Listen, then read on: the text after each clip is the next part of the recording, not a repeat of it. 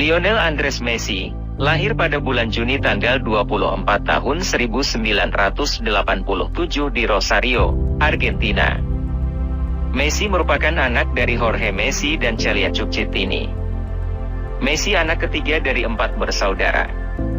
Kabarnya, pemerintah Argentina saat ini melarang penggunaan nama Messi setelah terjadi kasus legalitas nama di Rosario, kampung halaman Messi. Kisah ini bermula ketika Hector Varela dari Rio Negro berkelahi dengan pemerintah untuk diberi izin menamai putranya Messi Daniel Varela. Dia meminta nama Messi dan bukan Lionel, karena dia merasa nama itu lebih cocok jika dia ingin menggunakannya sebagai penghargaan. Varela kemudian dengan bangga mengatakan bahwa dia adalah ayah Messi.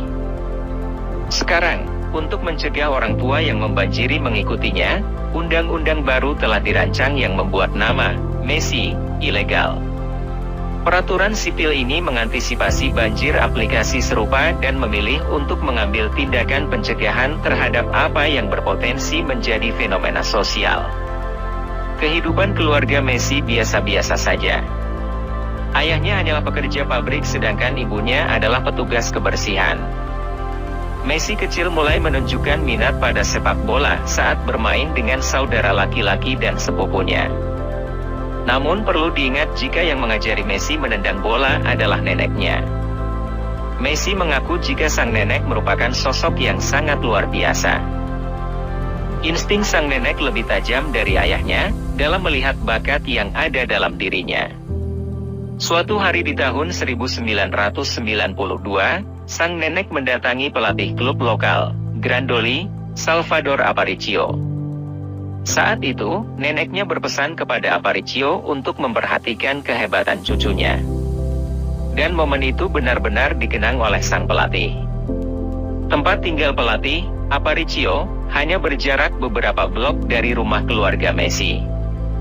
Sebagai tetangga yang baik, Aparicio memenuhi permintaan nenek Messi untuk menguji kemampuan cucunya. Nyatanya Aparicio sendiri sudah sering menyaksikan Messi saat ia menendang bola ke tembok, trotoar, atau apapun yang ada di lingkungannya. 3 tahun kemudian, pada tahun 1995, Messi berhasil menembus klub anak-anak milik Newell's Old Boys, salah satu dari 2 klub besar di Provinsi Santa Fe. Dari sanalah cerita tentang anak-anak yang memiliki bakat sebesar Maradona mulai tersebar luas. Penggemar Newell's Old Boys menjulukinya Messi, El Enano, si kurcaci, sedangkan kakak laki-lakinya, Rodrigo, memanggilnya El Pulga, si kutu. Kedua julukan itu merujuk pada fisik mungil Messi, namun merepotkan setiap pemain tim lawan. Sementara itu, Carlos Morales, pelatih yang telah bekerja dengan Messi selama 4 tahun di Newell's, mengenang murid kesayangannya itu sebagai pemain yang pendiam. Neneknya tentu sangat bangga. Upaya memompa bakat cucu tidak sia-sia. Sayangnya sang nenek tidak bisa melihat perkembangan Messi lagi. Dia meninggal pada tahun 1998 ketika Messi masih di Newell's Old Boys. Untuk menghormati jasa salah satu orang yang paling dicintainya, Messi kerap melakukan selebrasi dengan mengangkat kedua tangan ke atas. Hal tersebut tentunya dilakukan untuk mempersembahkan gol yang dicetak kepada sang nenek. Tak lama setelah kematian neneknya, orang tua Messi baru menyadari bahwa anaknya mengalami pertumbuhan yang tidak normal. Mereka kemudian membawanya ke rumah sakit dan menemukan Messi menderita kelainan hormon yang menyebabkan pertumbuhannya terhambat. Terlahir dalam kondisi pas-pasan dengan ayah yang hanya seorang buruh pabrik dan seorang ibu yang hanya paruh waktu sebagai petugas kebersihan membuat Messi tak pernah menyangka dirinya bisa menjalani perawatan hormon pertumbuhan.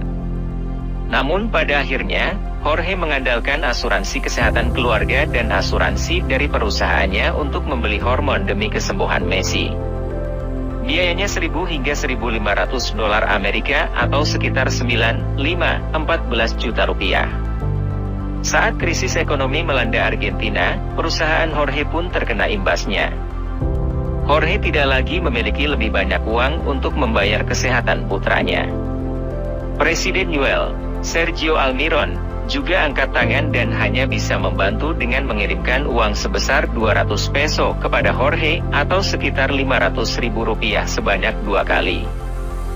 Jorge kemudian berinisiatif memboyong Messi ke klub yang lebih besar, yakni River Plate, salah satu klub ternama di ibu kota negara, Buenos Aires. Namun, River menolak karena tak mampu menanggung biaya pengobatan Messi. Secercah harapan pun datang setelah Lionel Messi diminati oleh Direktur Teknik FC Barcelona, Charlie Rexach. Charlie mendengar bahwa ada seorang anak berusia 13 tahun yang memiliki kemampuan seperti Diego Maradona. Messi pun sempat mendemonstrasikan permainannya di hadapan Charlie Rexach. Pria itu sakit parah. Messi dan ayahnya berada di markas Barcelona selama 2 minggu. Setelah itu, sang ayah, Jorge menggertak dengan meminta Blaugrana segera mengontrak anaknya atau negosiasi ini tidak akan terulang lagi. Akhirnya dengan serbet restoran bermodal kertas, Lionel Messi menandatangani kontrak pertamanya dengan FC Barcelona. Belakangan, kedua belah pihak bersyukur atas kesepakatan yang telah mereka buat. Messi mendapat perawatan medis dan mendapatkan tempat yang tepat untuk bakatnya, sedangkan Barcelona mendapat layanan khusus dari Messi. Tinggi badan Messi di usianya saat ini juga mencapai 1,7 meter, melebihi banyak yang hanya 1,5 meter seperti diagnosis awal. Mulai bermain di Akademi La Masia, Messi dianggap bungkam oleh rekan satu timnya karena jarang berbicara. Meski begitu, Messi justru menjadi yang paling menonjol dan mulai berinteraksi dengan orang lain. Bakatnya dianggap istimewa dan mendapat banyak sanjungan. Dalam rutinitasnya berlatih sepak bola, Lionel Messi terus menjalani perawatan berupa suntikan di kakinya. Kebiasaan itu berlanjut hingga Messi berusia 16 tahun. Dia melakukan debutnya dengan tim utama FC Barcelona dalam pertandingan persahabatan melawan FC Porto. Penampilannya yang mengesankan membuat banyak orang terkesan dan rekan setimnya saat itu, Ronaldinho terkesan. Perlu diketahui bahwa Ronaldinho juga merupakan sahabat pertama Lionel Messi saat berhasil masuk ke tim senior FC Barcelona. Sejak promosinya ke tim senior Barcelona pada 2004, Messi menjadi andalan klub Catalonian tersebut. Namun Messi mengaku canggung di awal karirnya bersama tim utama, terutama di awal ruang ganti bersama pemain senior. Dia kemudian didekati oleh Ronaldinho. Ronaldinho mengaku tak sulit menerima Messi di ruang ganti Barcelona. Gelandang serang yang meninggalkan Camp Nou pada 2008 ini menganggap Messi sebagai sosok yang mudah disukai. Sikap Ronaldinho yang memeluk Messi di awal karirnya bersama tim senior membuat pemain Argentina itu mudah beradaptasi. Hingga tepatnya pada tanggal 1 Mei 2005, Lionel Messi menandai gol pertamanya untuk FC Barcelona dalam pertandingan melawan Albacete. Golnya saat itu juga menjadikannya pencetak termuda untuk FC Barcelona. Setelah bermain sebagai pemain pengganti, Messi menemukan tempat utamanya di musim 2006 dan 2007. Dia selalu menjadi pilihan pertama pelatih yang mampu meraih gelar luar biasa di musim 2008 dan 2009. Perlu juga dicatat bahwa Lionel Messi melakukan debutnya untuk tim nasional Argentina pada usia 18 tahun pada tahun 2005. Ia menjadi pemain pengganti pada menit ke-65 dalam pertandingan melawan Hongaria. Sayangnya, debut La Pulga hanya bertahan kurang dari 1 menit karena terlibat insiden dengan pesepak bola Hongaria, Vilmos Vangerak. Gara-gara kejadian tersebut, Messi harus rela keluar lapangan lebih cepat usai menerima hadiah kartu merah dari wasit. Pada musim 2008 dan 2009 bersama Barcelona, Messi sukses membantu La Blaugrana meraih treble pertamanya. Ia menjadi pemain penting dan semakin dikenal di seluruh dunia. Berkat prestasinya yang luar biasa, Messi dinobatkan sebagai pemain terbaik dunia. Dia memenangkan Ballon d'Or pertamanya pada usia 22 dan menjadi awal dari 4 gelar berikutnya. Musim demi musim, Lionel Messi terus menunjukkan performa gemilang. Rentetan gol yang ia ciptakan berhasil membantu Barcelona meraih berbagai gelar bergengsi. Pencapaian gol terbaiknya ia raih pada 2012. Saat itu, La Pulga sukses menjebol gawang lawan sebanyak 91 kali. Jumlah tersebut merupakan yang terbesar dalam sejarah sepak bola dunia.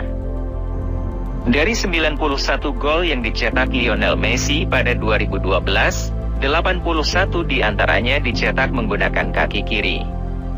Sedangkan 14 tercipta dari eksekusi penalti dan 6 lainnya tercipta melawan Bayer Leverkusen. Lionel Messi melewati tahun 2012 dengan rekor bagus setelah membuat 91 gol di semua kompetisi. Ia memecahkan rekor gol terbanyak dalam satu tahun kalender yang sebelumnya dilakukan Gerd Müller dengan 82 gol dan Pele yang mencetak 75 gol. Karena terus menjadi pemain penting bagi kubu La Blaugrana, Messi sukses menyumbangkan gelar La Liga, Copa del Rey, Piala Super Spanyol, Liga Champions Eropa, Piala Super Eropa, hingga Piala Dunia antar klub. Dia meraih semua gelar ini lebih dari sekali. Selain berprestasi di lapangan, Lionel Messi juga mampu meraih berbagai hal menarik saat berada di luar lapangan. Salah satunya ketika ia berhasil merebut hati wanita impiannya sejak kecil, Antonella Roccuzzo. Meski menikah dengan pasangan hidup yang merupakan cinta masa kecil mungkin hampir mustahil, Lionel Messi menjadi sebuah anomali. Messi adalah salah satu dari sedikit orang yang berhasil mengubah cinta monyet menjadi cinta sejati. Sang superstar menikahi Antonella Roccuzzo, wanita yang dicintainya sejak dia berumur 9 tahun. Kisah cinta Messi dimulai pada tahun 1996.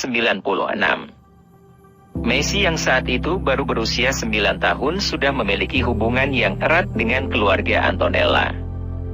Dia adalah teman sepupu Antonella, Luca Scaglia. Kedekatan dengan Scaglia sebagai tandingan Messi. Kerap bermain dengan Scaglia, Messi akhirnya bertemu Antonella.